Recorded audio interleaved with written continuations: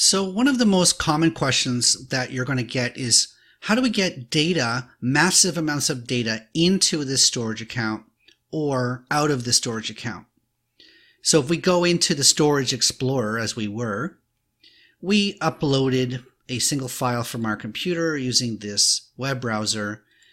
Certainly it's not the ideal way to move files. I mean, this is interesting and it's easy to do, but if you really had a lot of files that you wanted to move, terabytes and multiple terabytes of files, your web browser is not a very good way to do that. The way that Azure handles massive amounts of data is called an import or export job.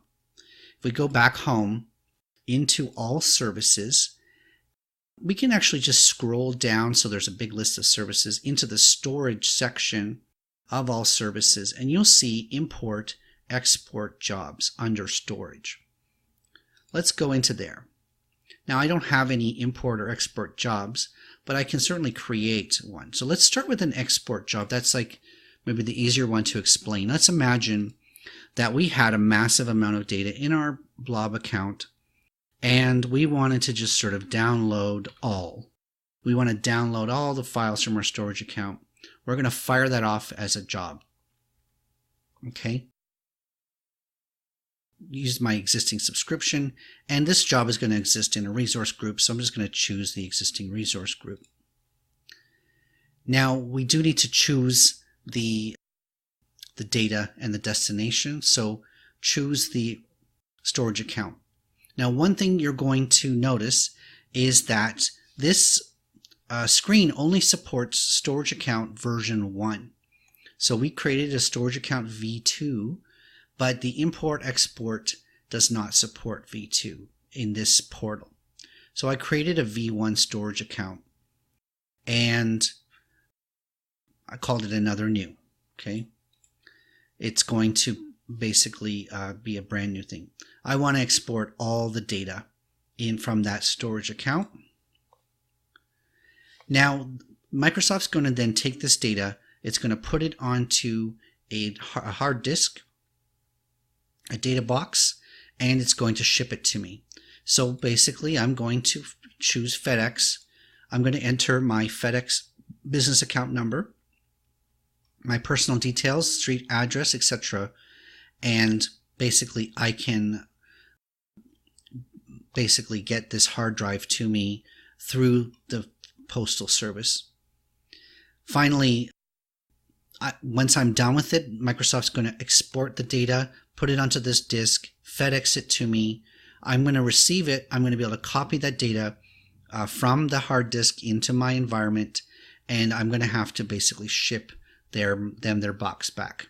Okay, so this is called Azure Data Box. Let me just Azure Data Box.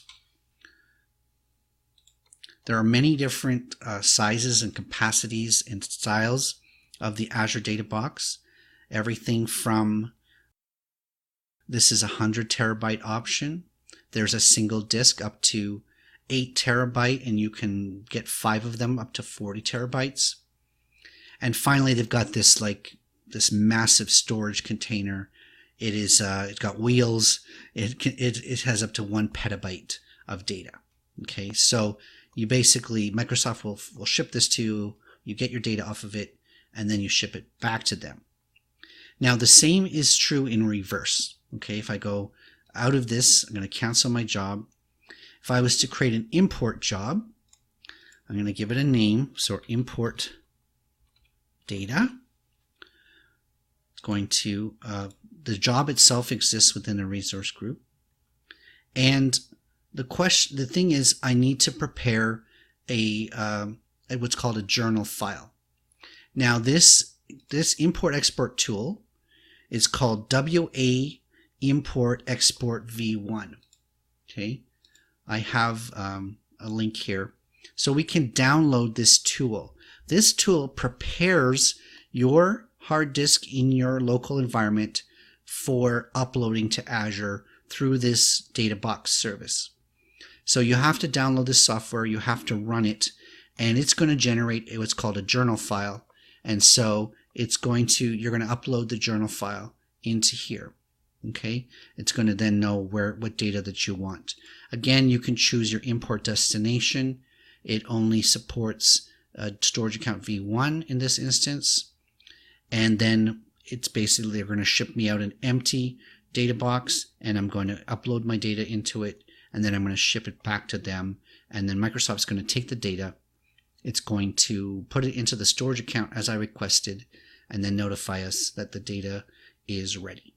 Okay, so the WA import-export software is required in order to prepare your local files to be uploaded. So this is basically when you've got data that's so big that 5 terabytes, 8 terabytes, you don't want to use your browser to upload it, then you're going to basically ship hard disks through FedEx.